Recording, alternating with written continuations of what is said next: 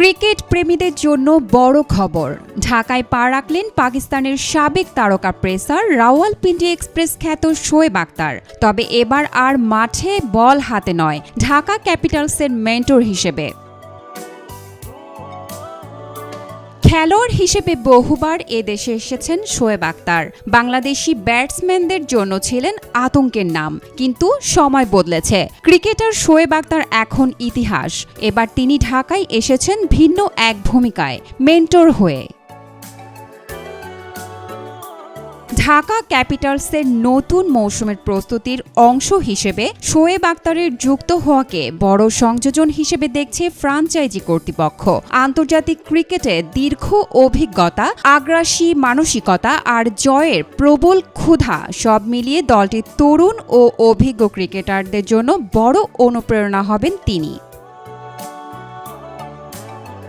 ক্যাপিটালসের পক্ষ থেকে জানানো হয়েছে, মাঠের ভেতরে ও বাইরের দলকে দিক নির্দেশনা দিতে গুরুত্বপূর্ণ ভূমিকা রাখবেন শোয়েব। তার নেতৃত্ব, জয়ী মানসিকতা আর আন্তর্জাতিক অভিজ্ঞতা নতুন মৌসুমে দলের শক্তি বাড়াবে বলে আশাবাদী ফ্রাঞ্চাইজি।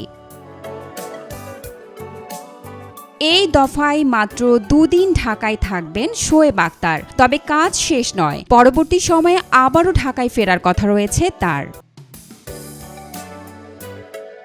আগামী 26 ডিসেম্বর শুরু হচ্ছে বিপিএল এর দ্বাদশ আসর। তার আগেই ঢাকা ক্যাপিটালস নিজেদের প্রস্তুতিতে যোগ করল বড় নাম, বড় অভিজ্ঞতা শোয়েব আখতারকে।